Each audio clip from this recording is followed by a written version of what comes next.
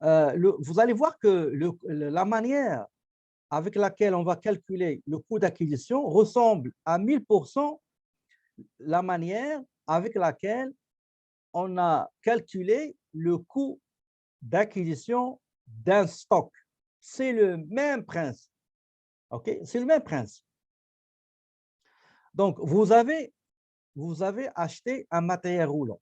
Vous avez acheté des ameublements, matériel mobilier de bureau. Vous avez acheté matériel informatique.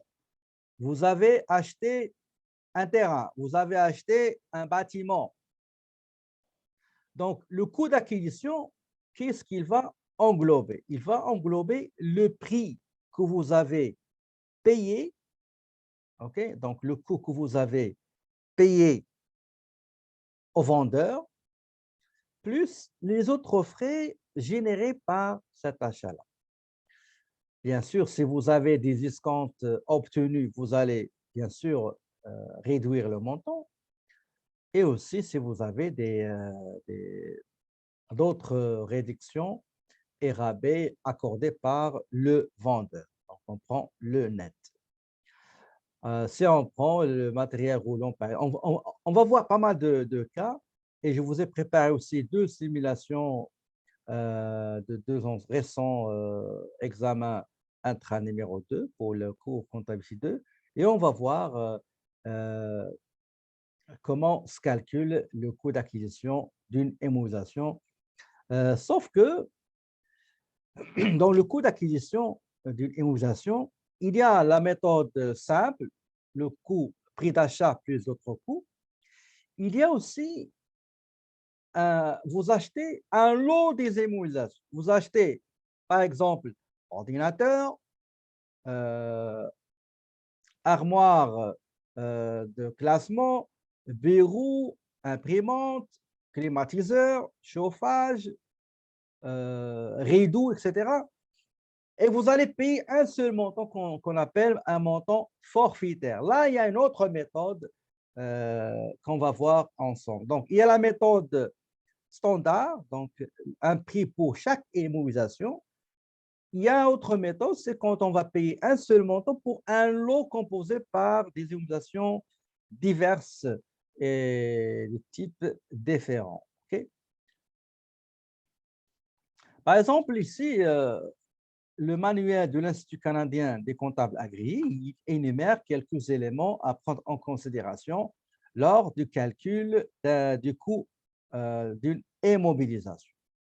Il met par exemple les frais d'installation. Par exemple, vous achetez une machine, une coupeuse, donc démontée, il faut la monter, il faut l'installer. Donc, il y a des frais. OK, donc, il y a des frais. Donc, ces frais-là seront intégrés, incorporés dans le coût d'acquisition. Vous avez acheté un logiciel, un grand logiciel, un grand système informatisé. Et les gens vont venir, il y a des prestataires qui vont installer ce logiciel-là avec, avec tout ce qu'il faut pour installer, configurer, etc. Donc, c'est des frais qui doivent normalement être intégrés, ajoutés au prix d'achat de ce système de gestion intégré. Les honoraires, par exemple, d'architecte, ingénieur, frais juridiques, frais de notaire, frais de transport, assurance transport, droits de douane. Si vous achetez des machines que vous n'allez pas vendre, mais que vous allez, par exemple, utiliser, eh ben, c'est une immobilisation. Vous l'avez importé. Donc, il y a des droits de douane qu'il faut mettre aussi dans, avec les éléments composant le coût d'acquisition d'une immobilisation. Les frais d'essai, vous essayez une machine, frais de préparation, frais de courtage, par exemple, pour acheter un terrain, vous avez déboursé un montant pour les honoraires pour payer un agent immobilier, un courtier immobilier, par exemple. Okay? On va prendre un petit exemple qui est très simple dans la page 294. Et nous allons voir un exemple qui est très simple.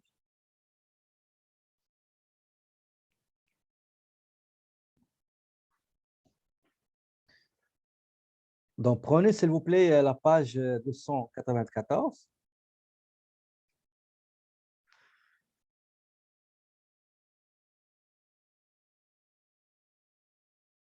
C'est la compagnie Centre d'équestre qui appartient à M. Tariq.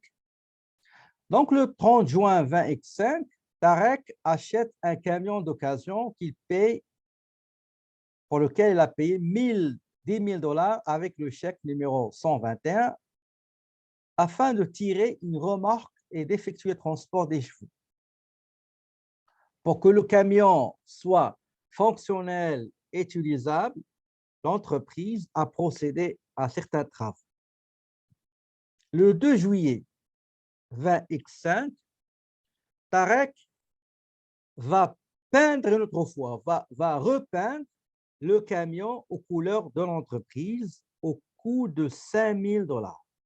Donc, les frais de la repeinture du camion avec les couleurs de l'entreprise, donc ça a coûté 5 000 dollars. Donc, prix d'achat 10 000, la repeinture du camion 5 000 dollars, donc déjà 15 000.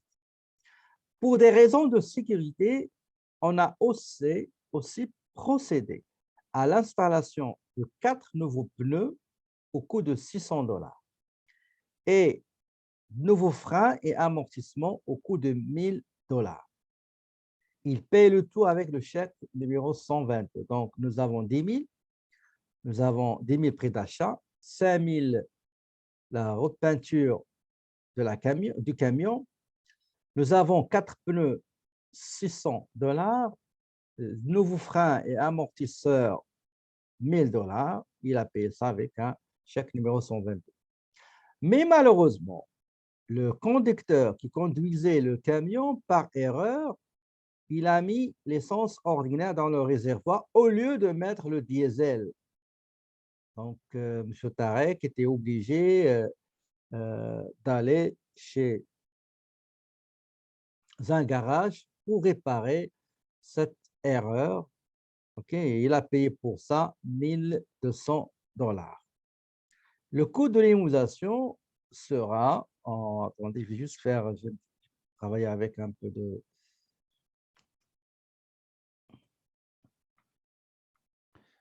Attendez, je vais juste...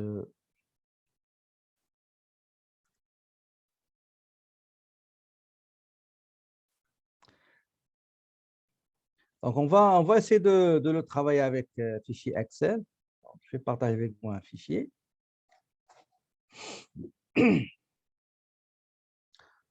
On va prendre ici les éléments qui composent le coût. Donc, on va mettre ici, donc, calcul du coût d'acquisition. Du coût d'acquisition. On va mettre la date, on va mettre la description et on va mettre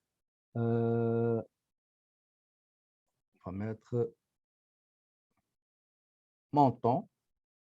Voilà. On va mettre ici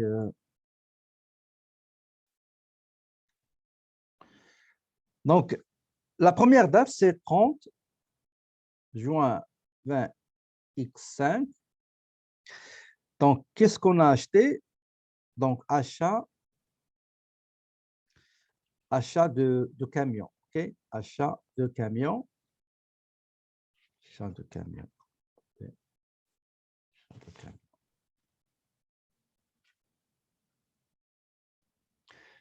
Le montant payé, c'est 10 000 dollars.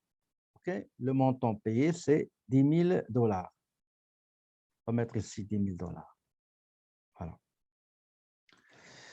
Deuxième transaction, le 2 juillet. Donc, le 2 juillet 20X5.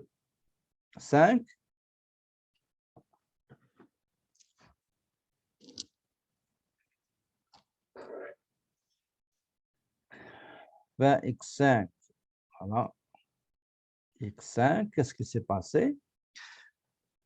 La repeinture, donc repeinture du camion. Donc, le coût de cette repeinture, c'est 5 000 $. Autre information, donc le 2 juillet 20X5, qu'est-ce qu'on a fait? Ben, on a installé 4 nouveaux pneus. Donc, on va mettre ici achat de 4 pneus. 4 pneus, excusez. C'est 600 $. L'autre élément, c'est les freins et amortissements la même journée, cette 20X5.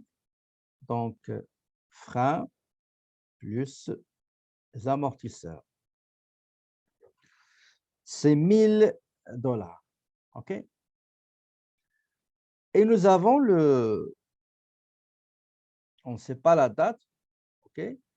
Il y a une erreur, on va dire pas erreur, réparation des problèmes du carburant mis par erreur dans le réservoir.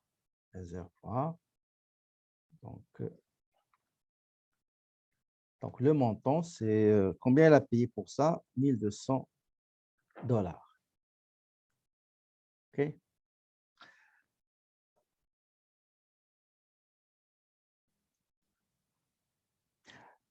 Ici, nous sommes en train de calculer le coût d'acquisition de ce matériel roulant. D'accord? Donc, les éléments qui composent ce matériel, il y a achat de camion, il y a la repeinture du camion, il y a l'installation de 4 nouveaux pneus et enfin, il y a changement des freins et des amortisseurs. En totalité, ça nous a coûté 16 600 $. OK? 16 600 $, c'est le coût d'acquisition de ce matériel roulant. Donc, on va voir d'autres immunisations, on va voir comment on calcule plusieurs éléments à prendre en considération. On est en train d'augmenter la charge graduellement. Donc, le coût total de l'acquisition de ce matériel, c'est 16 600. Est-ce qu'il y a des questions, s'il vous plaît, concernant le coût d'acquisition de ce matériel avant de passer à la comptabilisation?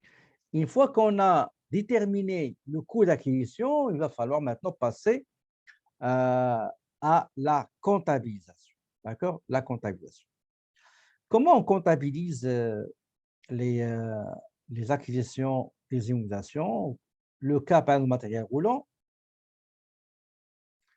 Nous avons ici le journal général. On a 4 comptes concernés. Il y a le compte du matériel roulant lui-même, 1300. La TPS payée sur l'achat et la TVQ payée sur l'achat et le mode de paiement qui est le chèque numéro 121. Je commence par le premier. Le premier, c'est le matériel roulant.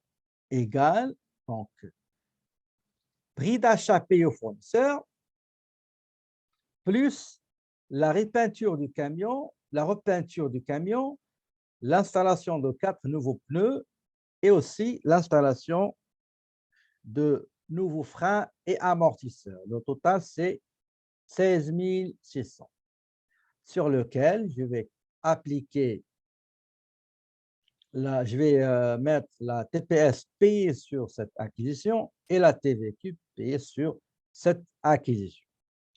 En ce qui concerne les explications, ou bien le libellé, dans d'autres pays, on appelle ça le libellé.